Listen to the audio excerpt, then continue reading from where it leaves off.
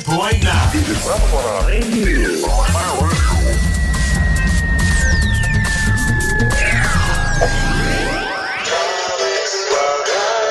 Family Radio Station 103,9 FM The Family Radio Station Prameswara 103,9 FM The Family Radio Station. Selamat siang ya, menjelang siang tepatnya untuk Anda Sobat Prameswara. Senang Arik bisa kembali menyapa Anda di ajang Semangat Pagi. Dan pastinya untuk Anda sudah hafal ya, kalau hari Senin kita talk show dengan dokter dari Rumah Sakit Muhammadiyah Lamongan. Dan untuk bincang sehat kita kali ini, kita ketemunya langsung dengan Dr. Fauzi Tafina. Ini adalah dokter jaga di IGD Rumah Sakit Muhammadiyah Lamongan. Selamat siang dokter. Selamat siang. Waduh, gimana kabarnya dok hari ini? Alhamdulillah baik ya. Insya Allah. Dok, ini untuk temanya yang akan kita obrolin ini sebenarnya berhubungan sama mitos dan fakta ya. Iya. Meluruskan mitos tentang COVID-19. Ini di era atau fase new normal seperti ini pastinya banyak sekali hal-hal yang sebelumnya tidak kita alami, lalu tiba-tiba menjadi kebiasaan juga. Nah, ini sebenarnya berhubungannya atau mungkin ada hubungannya kah dengan hal-hal baru itu dengan mitos yang berkembang tentang COVID ini sendiri? Boleh dijelaskan, silakan. Jadi gini nih, karena corona ini kan hal yang baru. Ini pandemi yang baru, virusnya pun baru ditemukan akhir tahun 2019. Benar. Jadi semuanya ini orang-orang pada mengulik nih, entah itu di bidang kesehatan, di ekonomi, pendidikan dan lainnya saling mengulik. Karena nyatanya sekarang faktanya itu corona ini menjadi hambatan sebenarnya ya. Awalnya jadi hambatan, tapi makanya kenapa kok timbul new normal? Karena kita mau merubah yang awalnya jadi hambatan ini menjadi sebuah hal yang baru, habit yang baru, biar kita tetap bisa aktivitas seperti biasa di era pandemi corona ini. Nah, pada waktu kan ini dari awal terjadi perubahan nih. Karena ada perubahan ini, orang-orang tuh jadi karena menguliknya tadi ya, saking menguliknya ini jadi dia cari infonya, ininya dia baca-baca sedikit, ditambahin sendiri, ini kan akhirnya jadinya mitos-mitos. Iya, karena apa? Misal kita kan harus pakai masker, tapi maaf ini saya nggak pakai masker dulu karena kita sudah physical distancing. Nah, kita pakai masker, awalnya kan kita bisa bebas ngomong, ternyata pas kita pakai masker, kok jadi engap, kok jadi ini, jadi enak. Iya, jadi pakai masker pun akhirnya jadi hidungnya juga kelihatan, jadi nggak benar juga. Makanya dan banyak banget mitos-mitos dan tidak cuman di Indonesia aja, karena di luar negeri pun itu berkembang juga mitos-mitosnya, terutama dari negara-negara berkembang. Karena memang yang paling banyak terdampak memang negara maju juga iya, tapi negara berkembang ini karena banyaknya penduduknya dan rempet-rempetnya rumah, jadinya banyak berembak. Terus memang tingkat pendidikannya juga dan sosialnya juga bergantung ya. Jadi akhirnya apa? Akhirnya semuanya pada ini sosial media dan kawan-kawan pada share-share yang akhirnya jadinya mitos aja gitu. Nah, jadinya mitos aja. Ya, jadi mitos aja. Tapi kami dari situ kita nanti pinginnya membuka apakah ini mitos atau fakta. Nah, kita nanti mau menjelaskan ke sana gitu. Iya, memang sih di masa seperti ini semuanya tinggal copas ya dokter ya. Iya, nah itu tuh. Adanya di media, nanti kita pastinya di media sosial kita sendiri seperti itu. Memang penyaringan informasi juga sepertinya harus lebih pilih-pilih juga ya dokter ya. Nah, ini berkaitan juga dengan mitos yang berkembang di masyarakat tentang COVID ini sendiri. Sebenarnya kalau dari kedokteran nih, karena memang kita ngobrolnya sama dokter. Sebenarnya COVID sendiri ini untuk penyebarannya yang selama ini kita tahu ya penyebarannya melalui droplet itu. Ya, droplet. Itu berarti fakta ya dokter ya? Fakta kalau itu ya. Okay. Kalau droplet tuh gini, kalau kita bilang droplet beda sama airborne ya. Apa sih bedanya droplet sama airborne? Kalau droplet itu cipatran ya.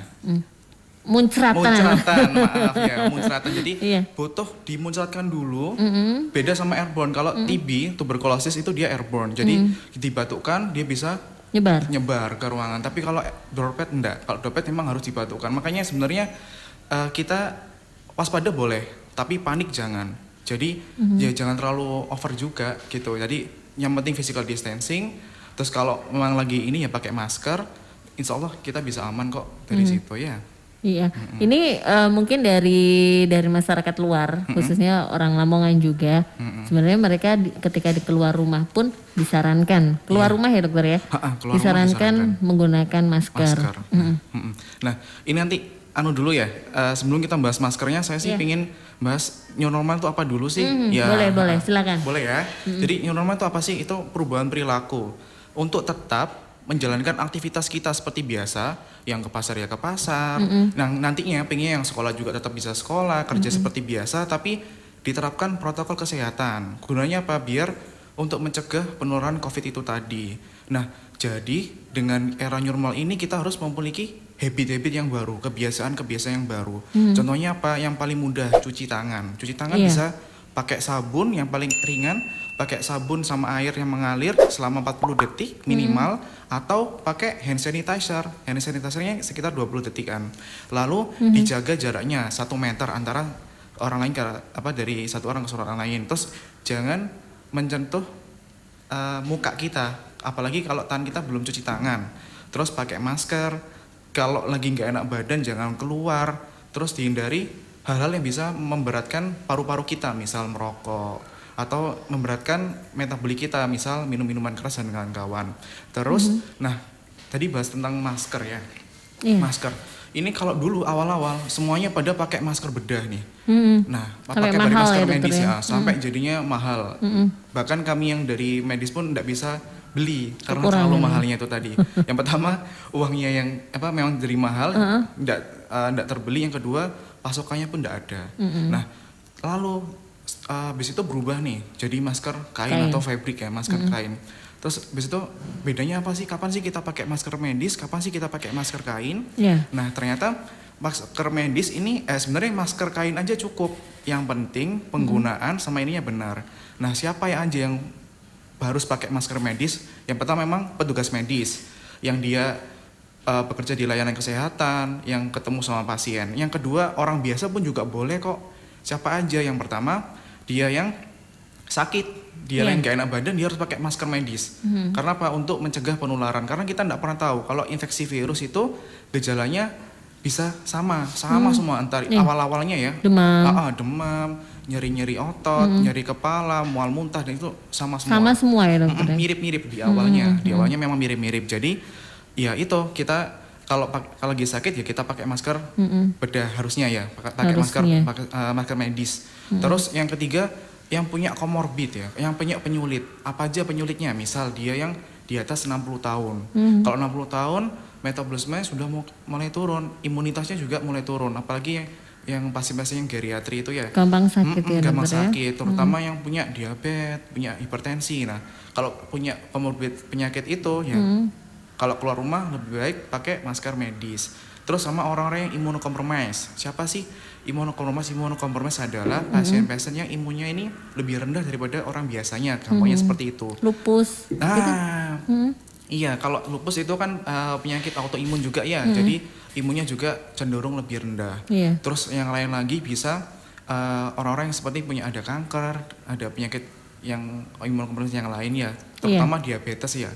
Kalau diabetes memangnya sebenarnya pakai obat aja gula darahnya bisa ini, tapi kalau dia lama tidak teratur pengobatan, imunitasnya juga ikutan rendah. Jadi rentan sekali. Jadi orang-orang yang seperti ini, orang-orang biasa walaupun dia bukan petugas medis, dia tetap boleh pakai masker medis.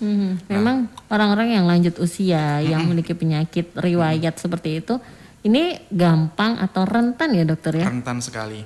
Ya, karena ya imunitasnya itu yang lebih rendah. Yang lebih diperhatikan lagi itu sebenarnya bukan ininya aja ya. Ini harus pakai masker medis nih, yang ini masker biasa aja, nanti takutnya masker medisnya jadi hilang. Yang lebih penting daripada itu adalah cara penggunaannya. Cara penggunaannya.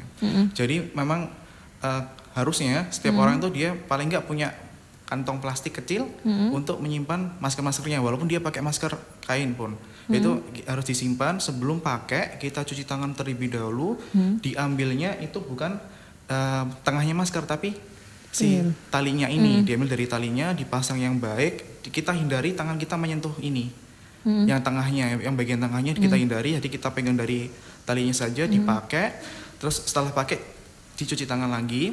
Nanti kalau sudah tidak terpakai harus dimasukkan di kantong plastik.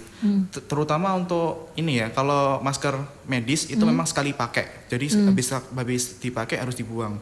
Enaknya kalau masker kain itu kalau sudah selesai kita bisa kita bisa cuci. Ya, cucinya yang penting pakai deterjen aja udah cukup. Jadi kan sebenarnya mudah.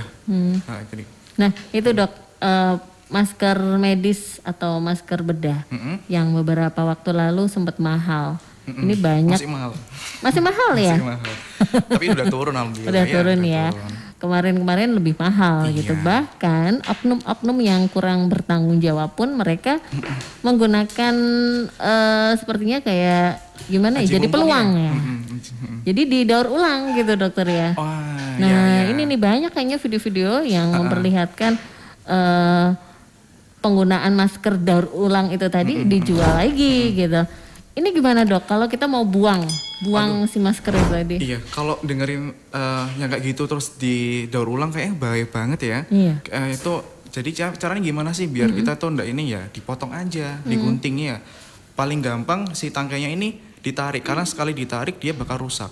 Jadi kalau maupun ini lagi juga sulit. Jadi yang penting kita rusak dulu, terus dibuang di tempat sampah. Sebenarnya harus dibedakan juga tempat sampah infeksius. Karena kalau kita tidak membedakan itu, kasihan nanti yang tukang sampah yang membersihkan. Jadi karena pembuangan limbah itu tidak semuanya dia pakai sarung tangan yang baik untuk yang amutan ya, seperti pemulung ya, ininya yang mengambil itu dia tidak pakai precaution yang baik. Jadi kasihan. Jadi mending kita kita bedakan, paling enggak kita bedakan sendiri yang infeksius terus kita buang. Kalau paling baik ya di insinerator ya. Ada tempat pembuangan limbah sendiri. Iya. Yang paling mudah ya digunting aja. Nah, digunting aja.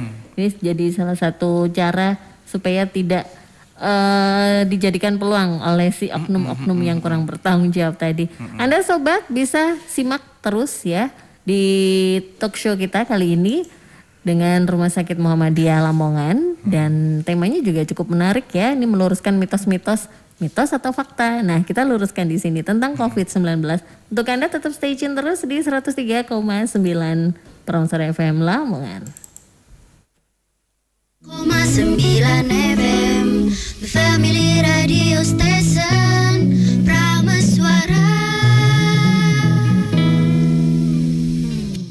Promosari 103,9 FM The Family Radio Station. Untuk Anda Sobat Promosari yang masih setia di ajang semangat pagi tentunya. Terima kasih Anda yang sudah simak juga di live Facebooknya Promosari juga di kesempatan hari ini. Nah, kalau tadi dari awal pun kita ngobrolnya sama Dr. Fauzi tentang mitos yang berkembang di masyarakat mengenai COVID-19 ini banyak sekali dok ya. Ini kalau ngomongin soal mitos atau faktanya juga cukup banyak. Nah, dari awal-awal si cerita COVID ini akhirnya datang ke Indonesia, bahkan ke Lamongan. Kata-katanya sih, ini nggak tahu nih mitos atau fakta ya. Menyebarannya dari hewan, dari kelelawar. Ini jadi perbincangan juga gitu. Ini benar nggak sih dok? Nah, gimana ya jawabnya? Jadi gini nih. Awalnya itu tidak diketahui dari ini dari binatang dulu enggak, tapi dari ada penderita yang awalnya itu dari Wuhan dulu ya. Pas di Wuhan itu ditemukan kok ada kasus pneumonia. Ini kasus bukan pandemi dulu, itu KLB dulu, kejadian luar biasa pneumonia. Jadi kok ada banyak sekali pneumoninya ya. Terus habis itu di petai ya. Dari petanya tuh ketahuan kalau dari waktu itu pasar ikan ya, pasar ikan di Wuhan. Terlalu diteliti juga ternyata ada hubungannya dengan kelelawar. Nah, tapi untuk penelitian yang menyebutkan ini dari hewan bisa jadi ke manusia itu sedikit dan masih diteliti lebih lagi. Jadi awalnya dari mana ya? Sebenarnya masih tanda tanya besar. Masih tanda tanya besar. Masih tanda belum besar. terjawab. Belum terjawab. Cuman memang ada penelitian atau ada laporan jurnal yang menyatakan ini dari kelelawar. Kelelawarnya apa? Namanya kelelawar yang bentuknya ini dihitungnya itu seperti tapal kuda. Jadi dibilangnya kelelawar tapal kuda. Horseshoe bat ya.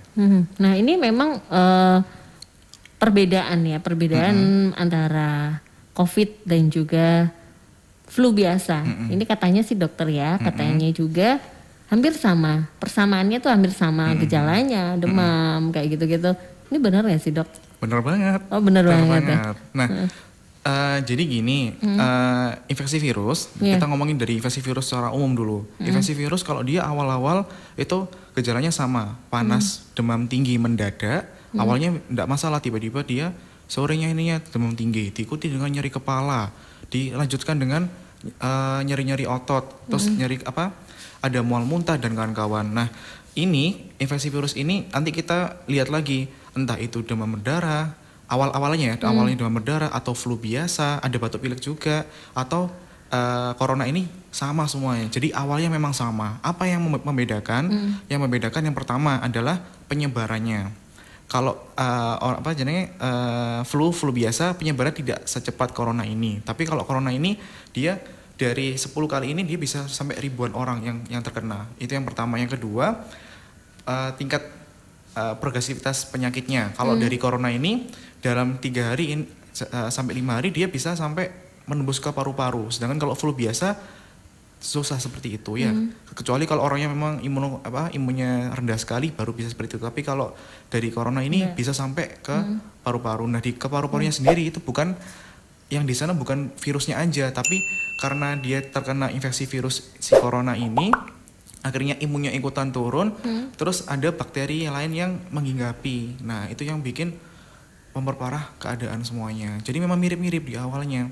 Nah, mirip-mirip. Makanya kita lebih gampangnya kalau ada gejala flu aja, itu mending kita jauh-jauhan dulu deh gitu ya.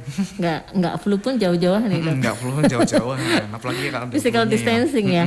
Ini kalau dulu awal-awal muncul berita corona atau COVID, belum COVID ya dulu, masih virus corona. Nah, ini video yang memperlihatkan orang tiba-tiba pingsan di jalan, tiba-tiba terus nggak tahu tiba-tiba mati atau pingsan, nggak tahu. Ini benar nggak sih segitunya? Saya sempat lihat ininya ya, cuman itu bukan gejalanya, sebenarnya bukan gejalanya, tapi di video tersebut itu ternyata si yang pingsan itu tadi itu dia relawan kesehatan. Jadi dia seorang relawan kesehatan karena mungkin terlalu capek, terlalu ini dia jadi pingsan. Tapi bukan karena ini corona nanti jadi tiba-tiba tumbang ini, enggak sampai ke sana. Iya. Jadi kan kita takut sendiri ya kalau kayak gitu ya. Makanya sampai kalau saya dari Surabaya, kalau di Surabaya itu pas waktu itu ada ojek online ya, pengojek online dia kecelakaan nih. Tuh tidak ada yang berani megang belasaan, tidak ada yang berani nolong, bahkan ngangkat motornya pun tidak ada yang berani karena kok tiba-tiba tidak sadar, padahal tidak sadarnya karena kecelakaan. Nah itu dikira ini pasti corona nih ya, kan kasihan juga. Benar-benar. Ini banyak sekali kalau kita ngomongin soal hal-hal mengenai virus corona ya. Jadi kebiasaan-kebiasaan orang Indonesia yang yaitu tadi tolong menolong tiba-tiba takut sendiri ya dokter ya, waspada gitu ya. Nah ini protokol kesehatan pun di antara kita juga sudah menerapkan seperti pemakaman. Iya. Pemakaman orang yang tidak terjangkit atau terkonfirmasi positif pun ini dilakukan secara protokol. Ini gini, kalau yang memakai protokol itu yang setahu saya ya, yang hanya dia sebagai kasus terkonfirmasi atau dia dimasukkan dalam PDP atau pasien dalam pemantauan. Kalau PDP ini jadi dia ada infeksi virus dulu ya, seperti flu, orang dengan sakit flu ternyata pas waktu difoto itu terlihat dari toraksnya itu ada pneumonia. Ada pneumonia, berarti kita masukkan ke PDP dulu. Nah, lalu kita juga tracing dari sana apakah ada kontak erat sama COVID yang lain. Nah, kalau dia sudah masuk ke PDP atau terkonfirmasi, baru deh kalaupun pasien tersebut meninggal, ya kita harus pakai protap dulu karena apa? Sampai sekarang pun kalau kita mau mengkonfirmasikan itu butuh waktu. Lah daripada nanti malah menyebar ya mending ini dulu dimasukkan dalam protap. Cuman itu juga yang orang-orang tuh jadi ini karena biasanya yang nyelawat banyak, yang ini kan empatinya juga banyak, terus tiba-tiba nggak boleh sama sekali. Nah itu juga jadi masalah baru karena jadi ini teman saya sendiri itu sampai minta surat kematian, agar tidak dijadikan sebagai PDP. Padahal kan nggak bisa seperti itu juga. Nah karena Iya. makanya karena mereka sendiri takut keluarganya nanti Dijauhi. dikucilkan, terus Benar. nanti satu keluarga juga diawasi, mau kemana-mana nggak boleh, padahal harus kerja, harus ini juga kayak gitu. Benar. Kasihan. Ini pengaruhnya memang secara langsung ya dokter ke mental si keluarganya juga gitu. Banyak hal cerita mengenai COVID ini sendiri gitu. Ada berbagai macam hal. Salah satunya itu tadi ketika seseorang yang meninggal belum atau tidak dinyatakan sebagai terkonfirmasi positif dan banyak dari orang di sekitarnya yang akhirnya memvonis gitu secara tidak langsung gitu. Memvonis bahwa dia terkena corona dan lain sebagainya. Dok, kalau orang-orang yang rentan, tadi dokter sempat bilang bahwa orang karena yang sudah memiliki riwayat penyakit, bagaimana dengan anak-anak nih? Anak-anak yang memang mereka yaitu sistem imunnya juga masih apa ya dokter? Masih terbentuk atau bagaimana ini? Nah kalau gini malah beda. Kalau anak-anak itu dia kena sakit, gampang banget dia untuk sembuhnya. Jadi imunnya masih bagus-bagusnya nih. Nah justru itu karena imunnya bagus, kemungkinan dia bisa terpapar, dia bisa terinfeksi tapi tidak sampai muncul gejala. Nah ini yang atau gejalanya ringan deh, gejala ringan kan kalau anak-anak tuh biasa toh batuk pilek ini kan biasa. Benar, Takutnya pas waktu dia main keluar terpapar dari ini, pas dia pulang saling cium tangan sama kakek neneknya, sama orang tuanya yang lagi sakit, malah bawa virus. Nah takutnya gitu, makanya lebih baik ya ini anak-anak yang lagi sekolah kita ini kan mending belajar dari rumah atau nggak usah main dulu, atau nanti ke depannya bisa diajari. Jadi kalau keluar cuci tangan, pakai masker, nggak boleh deket-deketan, jangan dulu rangkulan sama temen. Kalau main bola kayak gitu kan ini ya, jadi dihindari dulu lah, dulu sampai benar-benar aman. Iya, memang anak-anak ya aktivitasnya itu kayaknya kalau nggak gerak tuh nggak enak gitu. Kalau suruh diem pastinya nggak mau. Nah ini ada yang kemarin sempat tanya ke saya. Saya nggak tahu nih. Kalau anak yang jarang sakit, anak yang jarang sakit, pasti ini sistem imunnya gimana gitu. Terus karena gara-gara corona ini nggak boleh keluar kemana-mana, karena memang jarang sakit dan lain sebagainya. Ini pertanyaan yang saya juga gimana ya pertanyaannya ini gitu. Soalnya gini, imun itu berkembang seperti kita sekolah. Jadi kita harus belajar dulu nih. Kita memang kita harus terpapar dulu, kita harus ini dulu baru nantinya muncul kekebalan. Antibodinya ya. Bukan antibodi aja, tapi banyak nantinya. Tapi muncul kekebalannya itu tadi. Nah, kalau anak-anak yang jarang, yang hidupnya bersih banget, yang terlalu bersih banget, atau yang jarang terpapar sama yang ini, jarang keluar, jarang ini, memang dia jadi lebih rentan. Misal dia terkena penyakit pun dia jadi gejalanya lebih berat. Jadi memang kalau seperti ini memang lebih baiknya ya ini aja, di rumah aja atau lebih diinikan aja. Cuman sebenarnya habit-habit seperti itu yang terlalu bersih ini juga baik juga kok. Juga baik juga. Cuman ya itu, kita karena era pandemi kayak seperti ini ya mending yang awalnya kalau nggak pandemi aja dia dijaga seperti itu, kalau pandemi ya harus dijaga lebih lagi. Memang ya, ini kebiasaan baru juga ya dokter ya. New normal ini membuat kita juga melakukan banyak hal yang sebelumnya alah cuci tangan nanti aja gitu. Alah kalau mau cuci tangan di tempat makan pakai kobokan. Alah, nah seperti itu ya dokter ya. Dicelup doang ya. Nah, tapi kalau sekarang ini kebiasaan-kebiasaan yang muncul, salah satunya mencuci tangan menggunakan sabun dan air mengalir gitu. Menggunakan masker ketika keluar rumah. Ini jadi habit atau kebiasaan baru juga. Di masyarakat Lamongan mungkin ya, tempat-tempat yang rumah-rumah yang akhirnya mereka menyediakan tempat cuci tangan di depan rumah. Ini mungkin dari dokter sendiri juga memberikan responnya atau gimana gitu? Oh bagus sih itu, bagus. Itu enggak cuma di Lamongan aja ya, di semuanya kalau mau masuk rumah sekarang dibiasakan. Sebenarnya itu dari zaman dulu juga sudah ada loh. Kalau dulu kan kendi, terus di situ, tapi enggak ada sabunnya sih memang kalau zaman dulu. Jadi kebiasaannya tuh ditaruh depan rumah kendi, nanti untuk cuci tangan pas waktu ini dan untuk bisa wudhu juga. Nah itu kalau sekarang karena ini kita galakkan lagi, ini bagus itu idenya. Jadi ditaruh paling enggak kan murah kan. Kalau cuman seperti gentong air kecil, terus ditaruh ini diberikan sabun, paling enggak apa? Nanti kalau anak kita mau main, mau masuk, yang habis dari pulang kerja mau masuk rumah cuci tangan dulu. Nah, oke. Ini sebuah kebiasaan baru yang memang mengajarkan kita juga lebih bersih ya dokter ya. Untuk Anda Sobat Prameswara tetap stay tune terus. Kita nanti kembali lagi masih di Ajang Semangat Pagi. 103,9 FM The Family Radio Station Prameswara.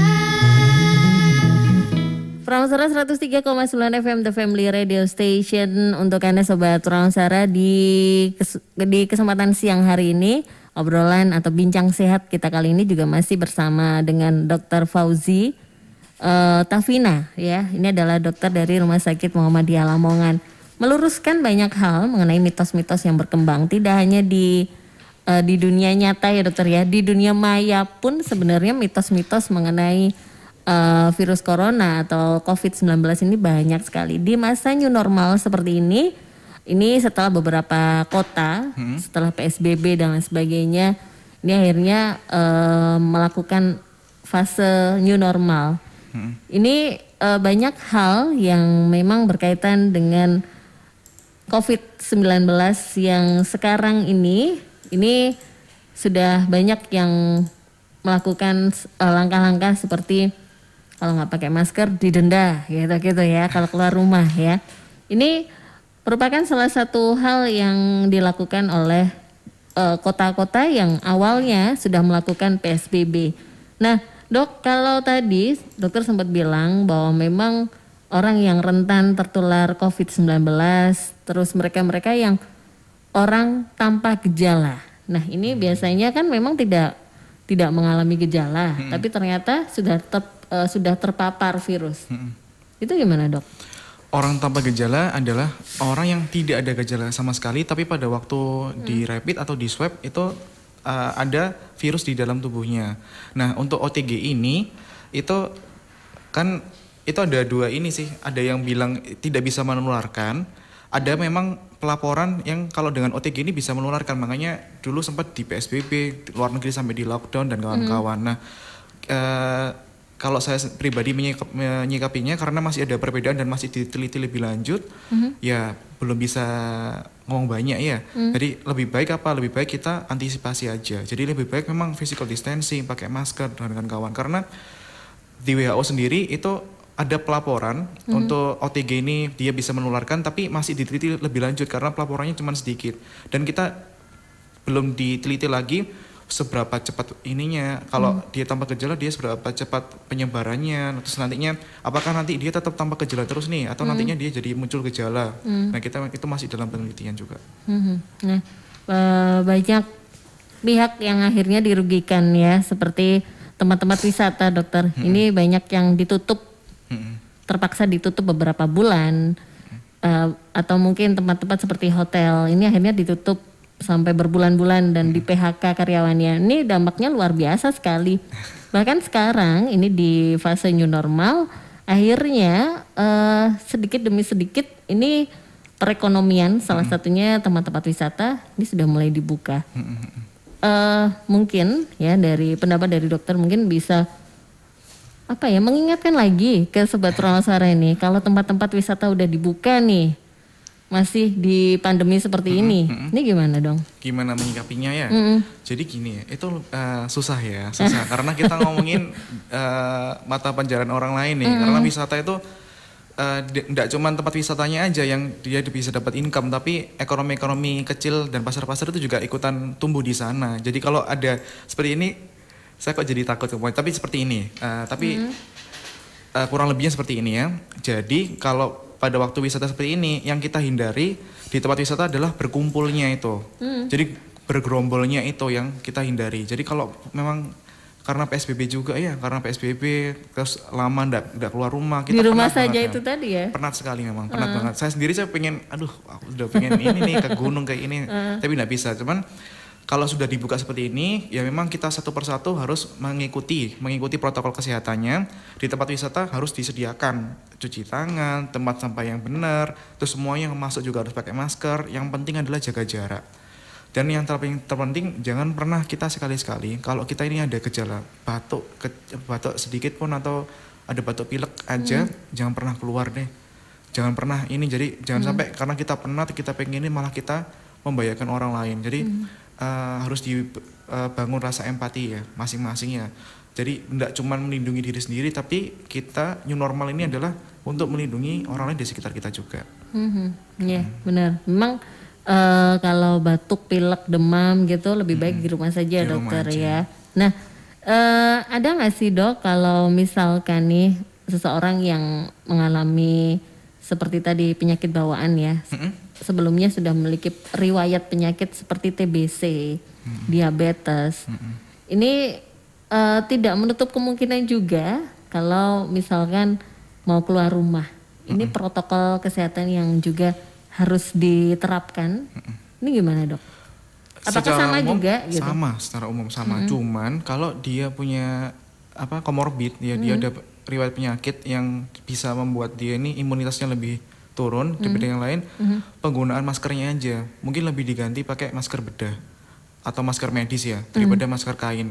Walaupun nantinya memang lebih ribet karena apa? Karena harus sekali pakai, harus lebih ini. Cuman untuk mengantisipasi karena penyebaran si corona ini cepat sekali ya. Dan dengan orang seperti ini tidak butuh gejalanya full keluar semua, dia juga sudah bisa terkena gitu.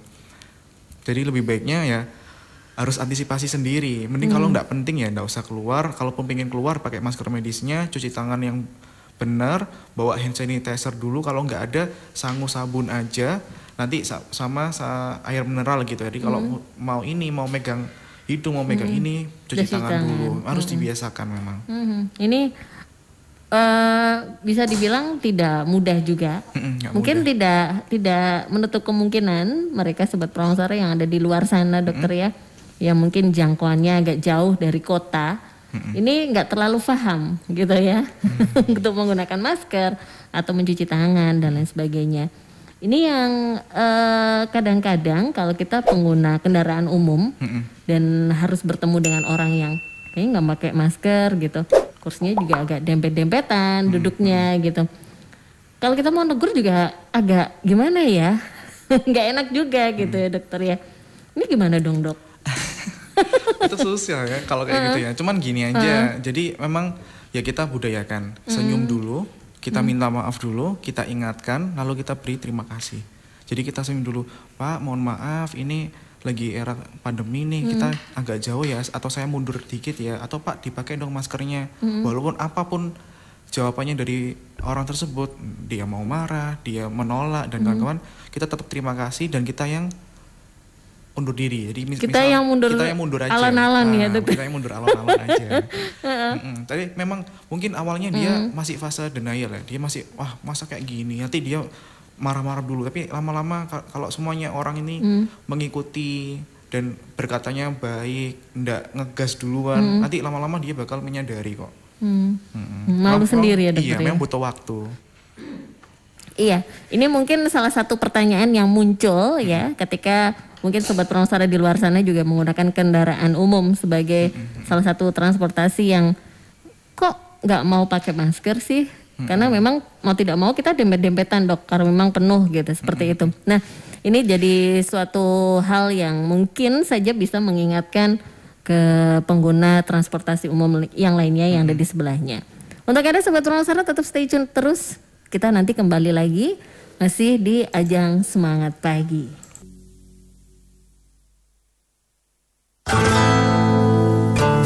Anda masih tetap bersama kami di 103,9 Radio Prameswara Lamongan.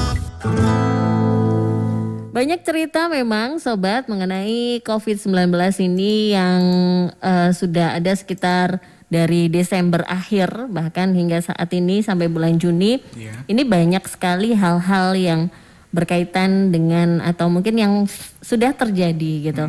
Seperti itu tadi dampaknya ke ekonomi, ke pendidikan yang sampai sekarang juga masih bingung ini gimana gitu kan. Terus secara psikologis juga. Banyak juga mitos-mitos yang sudah beredar. Nah dokter, tadi kita kembali lagi nih untuk mengingatkan juga ke sobat Promosara bahwa memang mitos yang beredar ke masyarakat itu apakah kita langsung menerapkan, oh iya ya ini kayaknya beneran deh dan lain sebagainya. Nah kayak gitu, silakan. Nah jadi gini, karena era pandemi ini adalah era yang baru, corona ini virusnya aja baru ditemukan, kita semua masih belajar, kita harus sama-sama belajar, maka apa?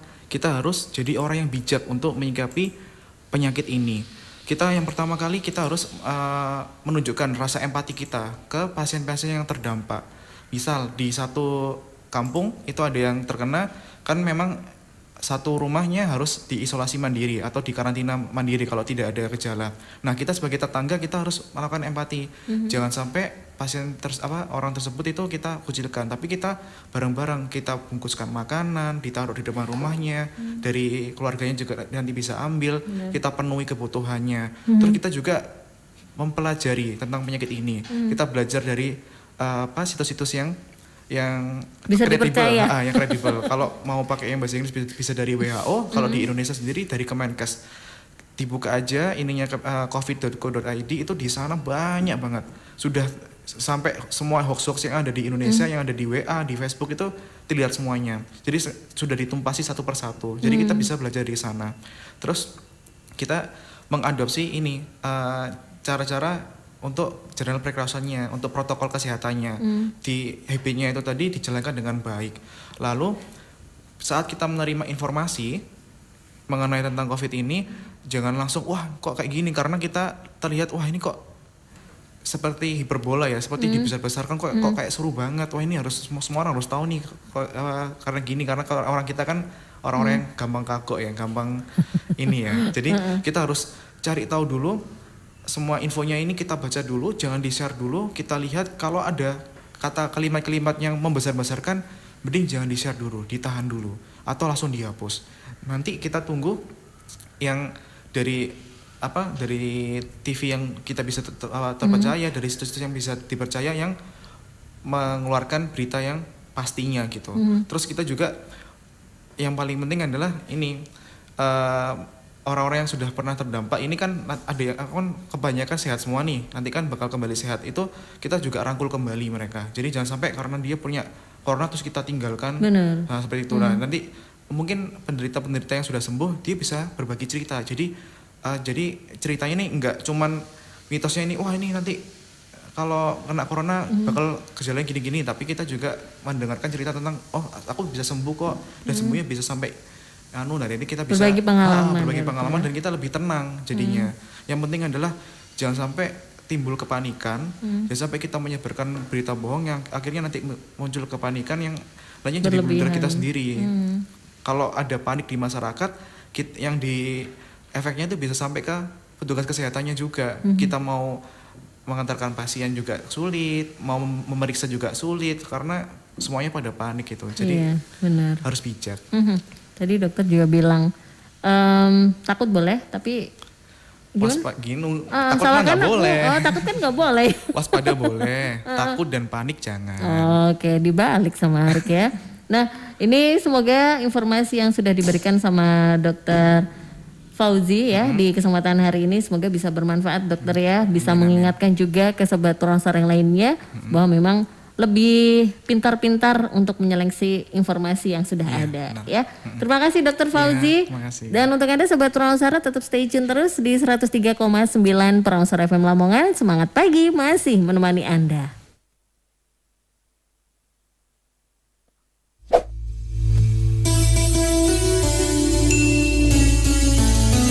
Anda sedang menyimak 103,9 Prameswara FM, The Family Radio Stations.